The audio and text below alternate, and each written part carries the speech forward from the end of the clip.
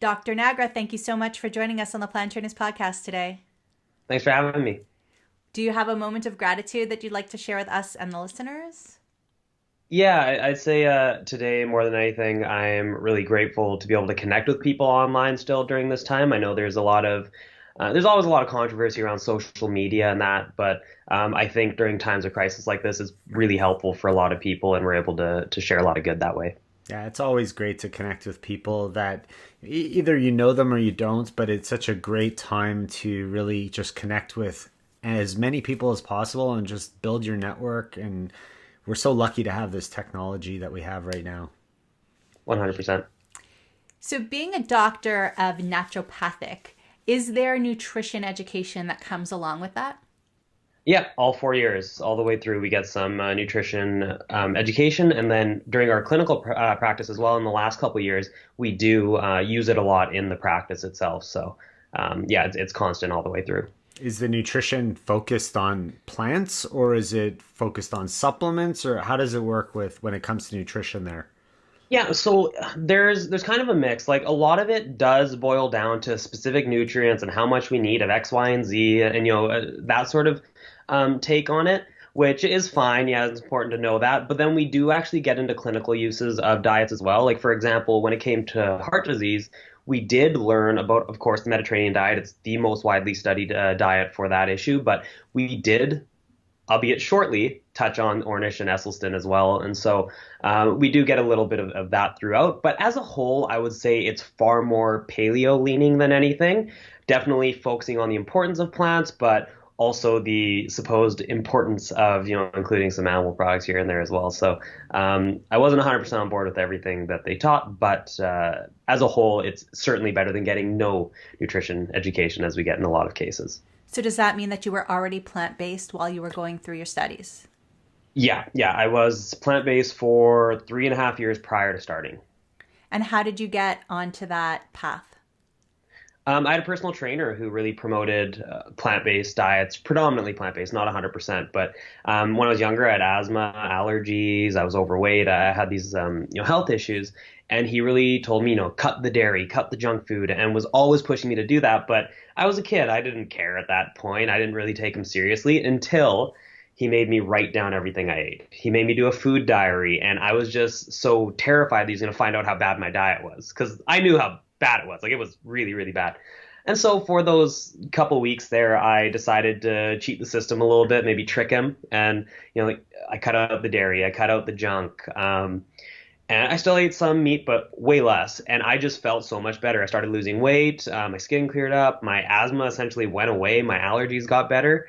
And then I thought, okay, maybe there's something to this. Maybe it's not complete BS like I originally thought. And I just continued to learn from there. I was only 15 at the time, and I just continued to pick up more information, read about it, experiment in different ways. And by the time I went to university, I did decide in my second semester that I wanted to just go all in, and haven't looked back since.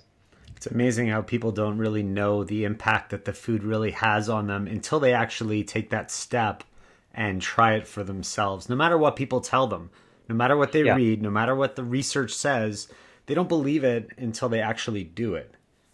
yeah, 100% agree. So, going plant based in university, did you live at home or were you living on campus? No, I went to university about 2.5 hours away from where my parents were living. So I was living on campus, and that actually made it a bit tougher because, I had these points cards to use in the cafeteria, but really there wasn't a whole lot to eat. Like the salad bar is going to give me like a whole of 5 calories per meal. I can't sustain myself on that. So I had a Vitamix in my room. I had a mini fridge in my room. The local raw food vegan restaurant knew me very well because I was there all the time.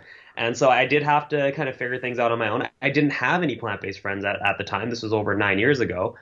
So I was definitely doing a lot of learning. It's way different now. It's become far, far easier. But I'm certainly glad I did make the change when I did.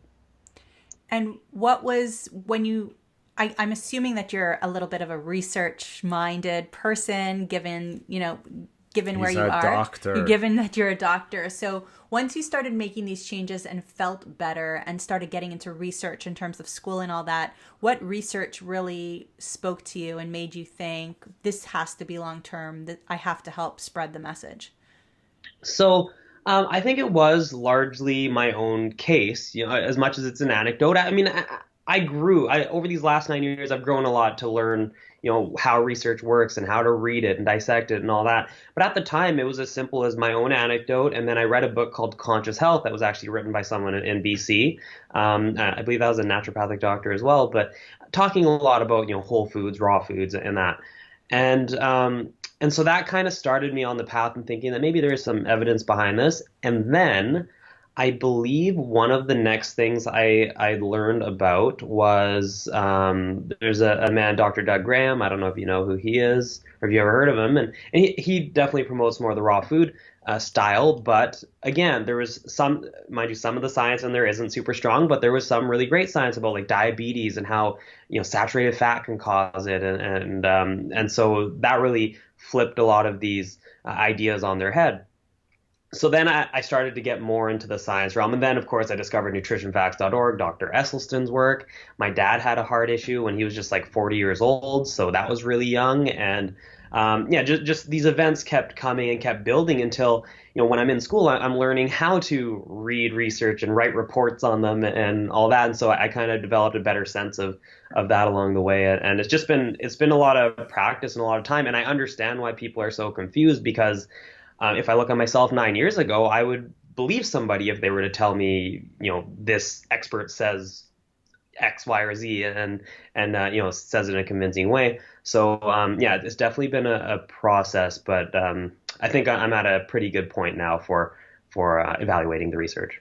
The nutrition is the most confusing thing on the planet, and there's whatever you want to find, you're going to find it because it's there. But whether it's accurate information or not is what people don't know how to decipher, and that creates a lot of doubt in people's minds, and then they end up going down a path they probably don't really want to or should be going down. And so I mean, you get into busting myths by doing that. And that's one of the things that we wanted to do with you today. And you've mentioned raw food a couple times. And that's one question that we get quite often. Should I go raw or should I not? Is there a better time to go raw during the year or not? What's your take on the raw food versus the cooked food? So I think a raw food diet can be incredibly helpful. It certainly can. I think the biggest benefit that it offers is that it basically forces you to cut out all junk. You can't have Oreos or potato chips or whatever if you're eating a strictly raw food diet. However, the biggest concern is usually under eating. It is harder to get enough calories, and that's a bit of a problem. I'm usually not too worried about the protein and that it's fairly easy to get what you need, but just under eating calories as a whole, leading to people with unwanted weight loss, and then even women who are just severely under eating, losing their menstrual period. There are these issues that we have to be concerned about. But there's a great book by Brenda Davis, if you know who she is. She's a registered dietitian, Canadian, the best there is. She wrote a book called Becoming Raw. And in that book, she's not telling you whether you should go raw or you should go cooked or anything. She just lays out this is how to do it to make sure you get everything you need and do it properly. So if someone does want to experiment with that, I would suggest taking a look at her book and making sure you're designing it appropriately to make sure you hit all your targets. Cool. Yeah, we love Brenda. We spoke with her at HealthFest in Texas, and she's been on our show. So we'll put a link in our show notes to that conversation for people that didn't get a chance to hear Brenda. So another myth, or let's say this, is this myth or truth about raw food? Whether you're raw or not, you should be eating your vegetables raw to get the most nutrients from them. It depends. So there are some vegetables like tomatoes, although I know technically a fruit, they're generally lumped in with vegetables, that you actually may absorb more of certain really helpful compounds like lycopene, for example, by cooking it. However, when it comes to cruciferous vegetables, so that's broccoli, cauliflower, kale, there are compounds in there called glucosinolates where there's an enzyme that creates them. But in order to create them, you need to increase the surface area by chopping it up or by chewing it. So in nature, we would eat these vegetables raw, and then the enzyme can mix with the substrate in your stomach, and it can create these glucosinolates, most notably sulforaphane, which is a very potent antioxidant. However, if you cook the food just as soon as you chop it up or throw it in whole, well, then you're not really going to get that production. So you are losing out a little bit there because the enzyme's going to be destroyed. There are hacks to get around it, like adding in mustard seed powder, which contains that enzyme. And we don't need to get into all the specifics, but there is reason to eat at least some of your vegetables raw. If you're having steamed kale with one meal, maybe just do some raw massaged kale with the next or something, just to make sure you're getting as much as you can, as much variety as you can as well, to get the best out of both worlds. But yeah, you don't need to eat them raw by any means. It's just you do get a little more out of it sometimes with certain foods. You mentioned kale, and it made me think of an iron source, and I don't know why. I guess the greens, it just made me think spinach. It made me think iron, and that's another question that we get quite often. How do I get my iron? Am I iron deficient? How do I know? And if I am eating my iron rather than supplementing, how am I best going to absorb the iron so that my body uses it properly? Yeah, so iron deficiency is the number one nutrient deficiency in the world. I can't remember the exact stats. I have it. I have an Instagram post about iron where I talk about it, but it's astonishing how many people, particularly women and children in the world, are anemic, which means low red blood cell count, which is usually, in most cases, caused by iron deficiency, although there are other causes as well. So it's not just a vegan problem. In fact, vegans are not at higher risk of anemia than non-vegans. That's a total myth that we hear a lot of. But vegans do tend to have lower iron stores, or lower ferritin, which is the stored form of iron. That may not be a bad thing. It may actually be a really good thing. Higher ferritin levels are associated with higher risk of cancer. Iron is a double-edged sword in that way, that yes, we need a certain amount, but too much is a really bad thing because it's oxidative and inflammatory. And that's actually one of the reasons that red meat containing heme iron is a carcinogen, because of the heme iron in there. Now, to get enough, yes, you mentioned kale. I actually wouldn't rely on spinach because they're high in compounds called oxalates, which can bind up iron so you don't absorb a lot, even though it's got a lot of iron. So that would be spinach, chard, and beet greens. Those might be foods to just limit a little bit if iron is a concern. But what's really interesting is, so with animal-based iron or heme iron, we absorb a certain amount of it regardless. It's about the ballpark of 30%, give or take a little. With plant-based iron, it varies. If your iron stores are topped up, you're going to absorb less. It's as a protective mechanism. But if you're deficient in iron, you're going to absorb more to make sure you're getting enough. Now, there are things we can do to increase iron absorption as well, which is add vitamin C to your meals. Add some citrus or some broccoli or something that's high in vitamin C, which will increase the absorption. So if you're low in iron, which boosts absorption, and you add vitamin C to the mix, then you're absorbing a very similar amount of iron to what you would get from the red meat source. So you don't actually need to rely on the red meat source. And then, we can go into inhibitors as well. There are compounds like polyphenols in a lot of teas and coffee that can block absorption, as well as those oxalates I mentioned earlier. Chocolate may even be a little bit of concern, although it's super high in iron, so it may balance out a little bit. But as a whole, it's not usually that big of a concern. It's just a concern in general for women of menstruating age because they do lose iron every month. And it's just something that we need to be a little more on top of for them. For men, it's usually not an issue. And if a male is low in iron or anemic, then that's something to investigate. They may be losing blood in some way or not producing enough. And those are other health issues, usually not so much diet related. So if my doctor told me that I shouldn't be vegan because I'm not going to be getting the heme iron from steak, should I have said, "You're wrong"?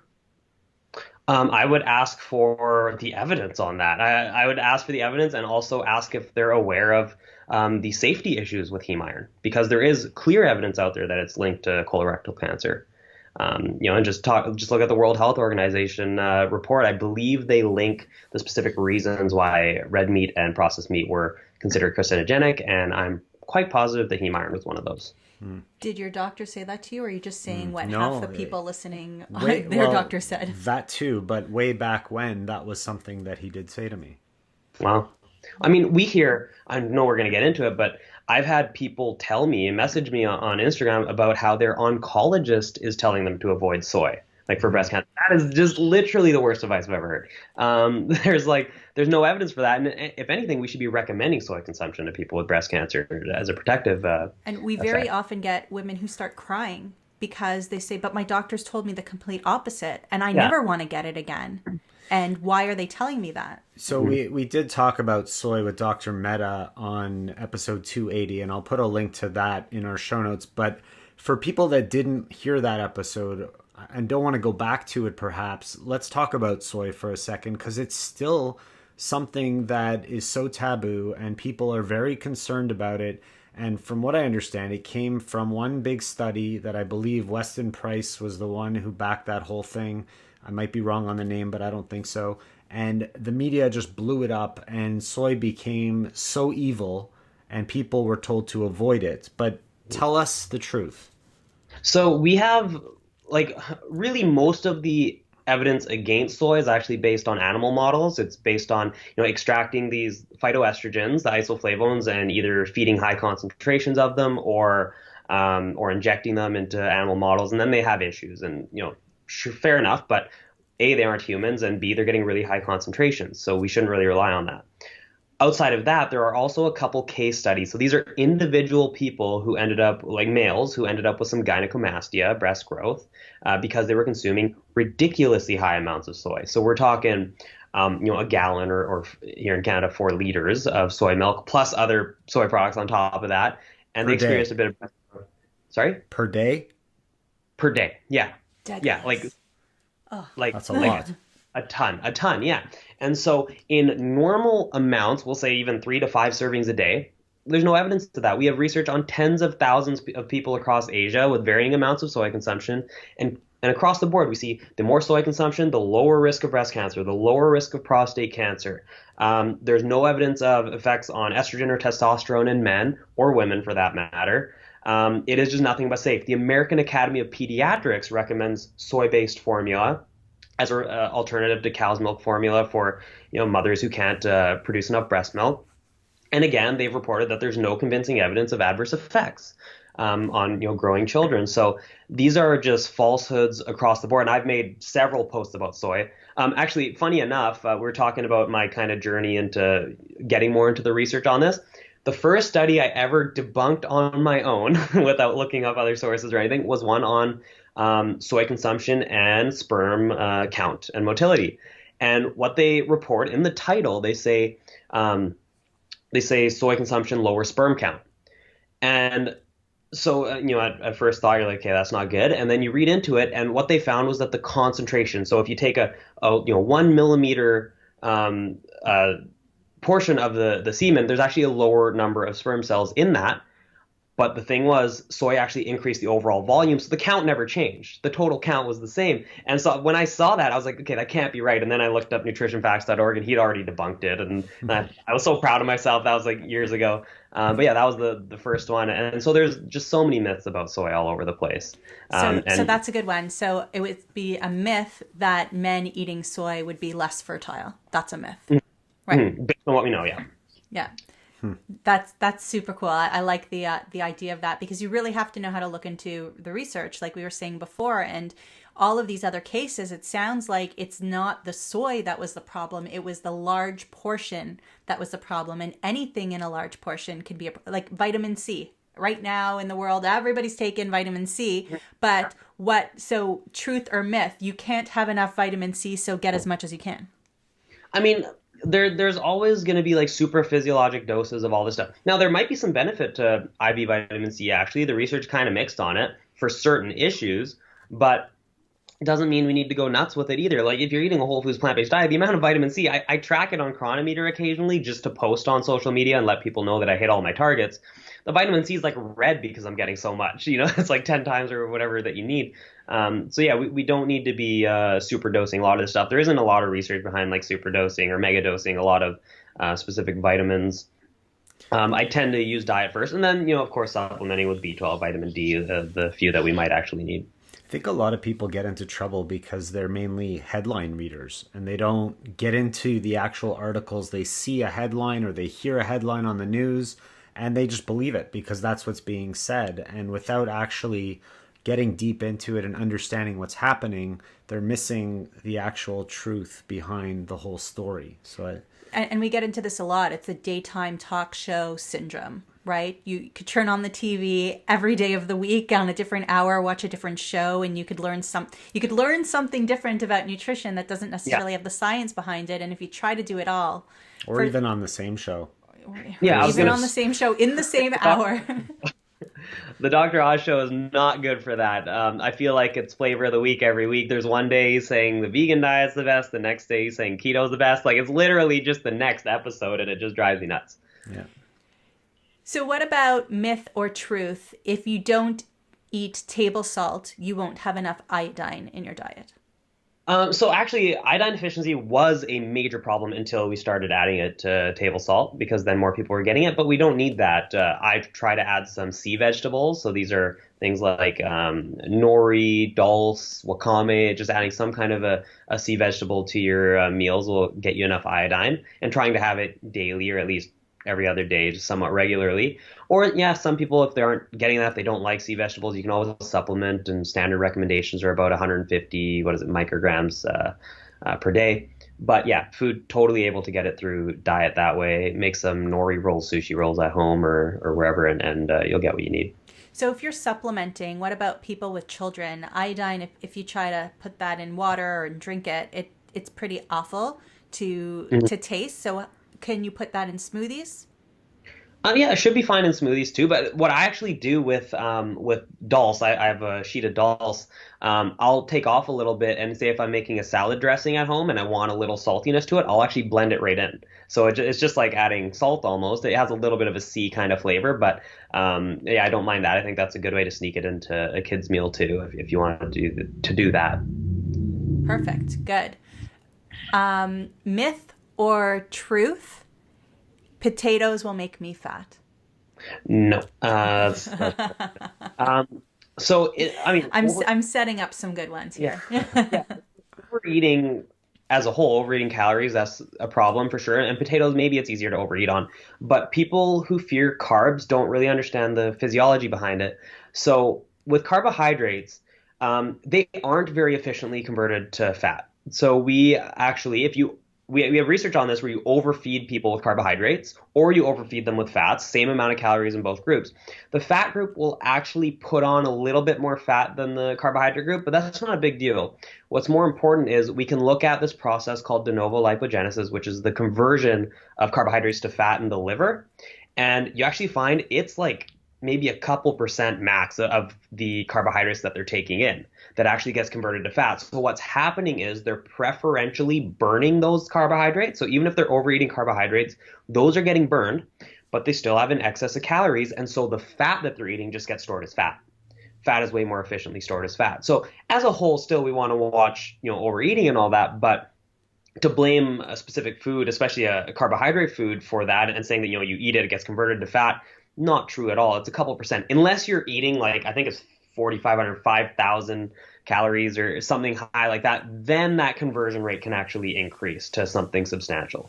So can I ask about fatty liver syndrome then? So people who have fatty liver who are not drinkers, does that mean that plant-based people would be less likely to get that than omnivores?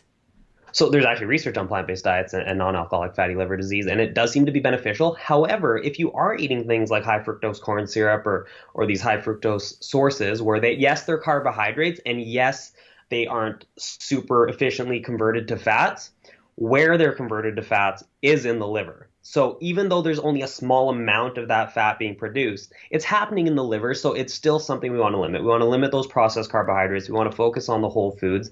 But as a whole, no, it's not something to worry about. We'd be more worried about those high saturated fat meals that are going to lead to cholesterol production in the liver and blowing it up that way.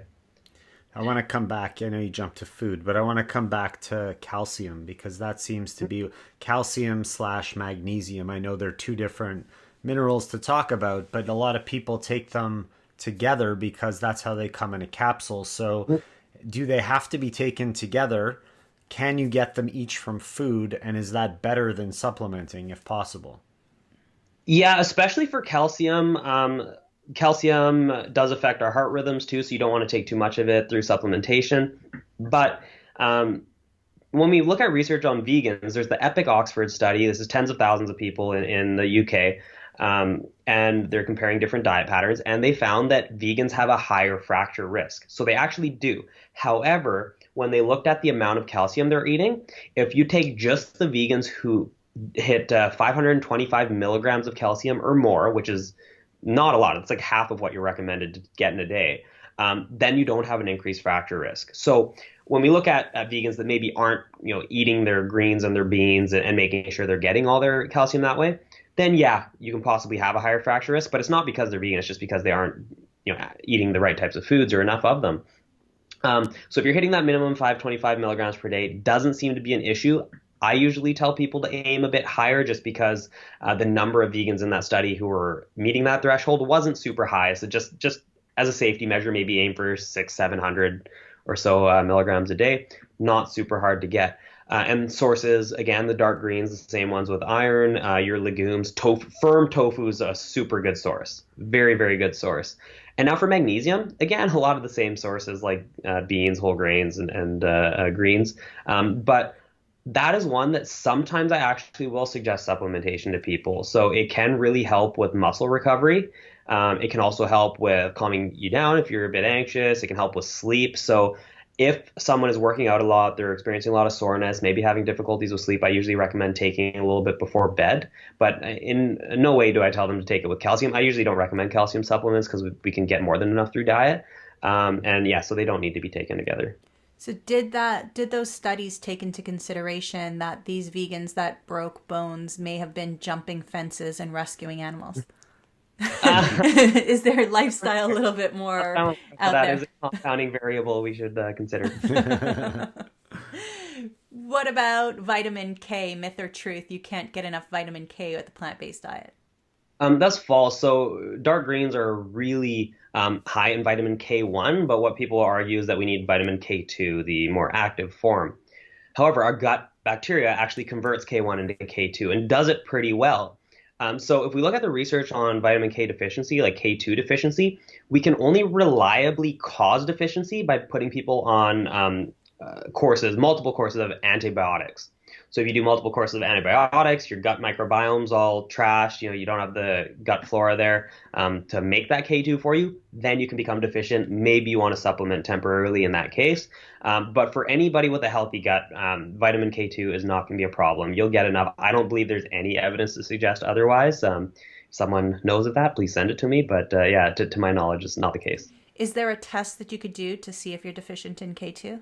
I wonder. There are a lot of specific micronutrient tests out there, but that's actually one I'd have to look into if there is a specific test for that. It's just not something I worry about because the evidence that we have just shows that it's not really a problem. And what if the antibiotic use was in the past? Would there can like how long would it take the body? Let's say somebody who's eating a fairly good plant-based diet, if they've been on antibiotics a lot in the past and not necessarily recently, how long would it take to restore that gut microbiome, and how do you know that you're in that good place? Yeah, so that can take a very long time in some cases, but we do know that whole plant foods or a whole foods plant-based diet can cause rapid changes in the gut microbiome. So we have research on like just within hours even making differences, if not days. And so we just want to focus on those prebiotics, the high fiber foods, the whole foods to feed the gut and to let those beneficial bacteria flourish. Um, if you're having troubles long term, and I'm sure you talked a lot about this with James when you had him on too, but if you are having troubles long term, then looking at a program that restores the gut flora, like their program, the Married or not the Your Gut Connection program, is a good way to go as well. But as far as knowing how your gut is doing, symptoms, we can tell by symptoms. You can always do a stool sample to see what the makeup is as well. In real serious cases where you're having a lot of abdominal pain, maybe you're having bleeding in the stool, well, then you can scope. You can get a gastroenterologist to actually take a look and see what's going on. But like these are more extreme cases. In most cases, just adopting the high fiber whole foods plant-based diet is going to be enough to restore that within hopefully a relatively short amount of time, within months or so. I think you asked him that question because you just wanted him to talk about poop. No, I like poop. Oh, they go right into the poop on that? I Always. don't know. We go She into poop always a lot. gets. I try to She bring it back likes to it. poop all the So, time. last several years, there's been this whole gluten-free craze, and a lot of people were told that they should be going on a gluten-free diet. And obviously, if you have someone who has celiac disease, then they should be avoiding gluten. That makes sense. Is there any evidence that shows that people, the average person, will benefit from a gluten-free diet? So you just mentioned it. Yeah, if you have celiac disease, which is about less than 1% of the population, and then there's another 1 or so percent, about I think 1.3%, who have non-celiac gluten sensitivity. So these are people who run into gut issues, even though they don't have celiac disease when they eat gluten. So for those people, 2.5% of the population, yeah, it's an issue and they should avoid it. For the vast majority of people, it doesn't seem to be the case. We actually have research on this is really funny. You take people who, some have a sensitivity or at least claim to have a sensitivity, and you give them either gluten-containing food or placebo food that's the same without it. And most people fail. Like people who ate the gluten, some of them won't have any issues, even though they believe to have a problem. And then some of those people who uh, claim to have an issue and ate the non-gluten product still claim to have symptoms from it. So it's just a total mess when it comes to the research on that. And I think there are healthful foods that have gluten in them. A lot of whole grains out there that we want to encourage people to eat that you're limiting by avoiding it if you don't need to. That being said, it's a bit of a muddy topic because there is some research on how gluten may affect the connections in our gut, the little junctions between the cells of our gut, and so that's something I'm still learning a little bit more about. It's the one thing that does make me think maybe there's something there, but as a whole, I don't think it's enough evidence at all to recommend against people eating foods that are possibly healthy. It's one of those topics that is kind of all over the place right now. So yeah. And I think on a lot of the time it's that the gut microbiome's not in a good place. And when you could heal up the gut, then you could start to tolerate some of these foods Yeah. again. Like, for example, our son was tested for gluten allergy when he was about 2 years old. We took out gluten from his diet. They said that there's a 35 to 50% chance that he's allergic and that we should continue giving it to him because if we don't give it to him and he eats it one day, it could be worse. We went the opposite direction with our naturopath said, take it out today, take it out yesterday. We took it out. His symptoms cleared up about 60% within about 2 months. And that's when he was 2, and about 3, maybe 4 years ago, we started to introduce gluten back into his diet. And he did well with it in small doses at the beginning, and we've been able to build him back up again. So I think a lot of it is the gluten is not the main issue here. It's our body's overall health that we could then make to tolerate or make to absorb a lot of these other vitamins and minerals we've been talking about. Yeah, and actually on that topic with food sensitivities or intolerances like that, and I'm sure you talked to James about this a bunch, but the gold standard is actually to do what you did, to eliminate and then re-challenge it back in to see if it's truly a problem. Because I'll have people coming to me saying everything bothers me, I can't, eat anything. So we'll do a full elimination diet. You're getting rid of all nightshades, gluten-containing products, soy products. If they are already, or if they are still eating them, then like eggs and dairy, and this is this big long list of foods that may cause these issues. And then, they do that for about a month and a half or so. And then we start introducing these foods back in and you actually pick out, okay, this one's truly an issue. The other ones might have only been causing problems because their gut was so trash to begin with. So definitely you did it the right way there. So much great information in this conversation. I want to ask you this question. If somebody listening wants to investigate into something and do some of their own research and navigate the truth from the non-truth, where would they go? How would they figure that out? How do they know where they're getting real information from? That's a tough one. That's something we all struggle with still, and yeah, it's a tough one. But I do like a few places. So nutritionfacts.org by Dr. Michael Greger. I actually volunteer for them. I help answer viewers' questions on there. That's one that I think is just a good, reliable source for most people. If you have any kind of health topics, say you're concerned about, I don't know, diabetes, and you want to know, is it the saturated fat, is it the sugar, what is it? Then just go to Nutrition Facts, type in diabetes, and there would be just a whole host of videos for you to look at, and you'll probably go down a large rabbit hole there. So that's one. Another one is actually PCRM.org. So that's the Physicians Committee for Responsible Medicine. That's by Dr. Neil Bernard. That's a good resource, I think, for a lot of people. They have more like handouts and simpler explanations for a lot of things and to help people make the transition. So that's a good place for that. And they have a 21-day kickstart where they have like a 21-day meal plan for people to follow if they're just looking to get into it. Other than that, I mean, there are tons. There are tons of social media accounts. We've talked about James, and Married to Health is a great one. People are welcome to follow me. There's there's just tons all over the place. But to start, I like Nutrition Facts and PCRM. Cool. Before we ask you where people should follow you and look for you, if there's one myth that you wanted to bust right now, what's that myth that's kind of getting you going that we haven't discussed already? Cholesterol. If it's truly a problem. I just made a couple posts, or I made a post this morning about coconut oil. And in there I mentioned how it raises cholesterol. And then I had someone, another doctor actually mention on there that, the cholesterol myth, it's not a problem. People with lower cholesterols have higher mortality risk or higher rates of death in older age. And so I had to respond with the evidence on that. And I made several posts about cholesterol because it just drives me nuts. It's one of the ones that I think the average person doesn't actually care as much about. But in the scientific community, there's so much misinformation that it bothers me. But it is absolutely an issue. There is consensus that it's causal in atherosclerosis, heart disease. It causes heart disease. People who have low rates of or low levels of LDL or bad cholesterol from birth, so they have genetically low levels. They have massively reduced risk of developing it in older age. And then we get to this myth of people with lower levels having issues in older age, but it's actually not the low LDL cholesterol that causes their higher rates of mortality. It's the fact that they're sick. So several conditions, cancers, other diseases that cause you to eat less. There's medications that actually lower cholesterol. So people with lower cholesterol in older age have lower cholesterol because they're sick. It's not the other way around. And so that's a common issue as well. And I mean, I can go on and on about this topic. So one of the rebuttals that we'll hear quite often is your body doesn't make enough of its own cholesterol, so you still need some outside input. Yeah, no, you just got me riled up. So we have research on high-dose statins. So statins are the most commonly given cholesterol-lowering medication. So high-dose statins, and then there's another drug called PCSK9 inhibitors, which drop LDL levels to basically nothing, down to almost nothing. Now, we can actually see some regression of atherosclerosis. So we can, by dropping LDL cholesterol that low, you can possibly see some shrinkage of the plaques in the arteries. But that's not the main point.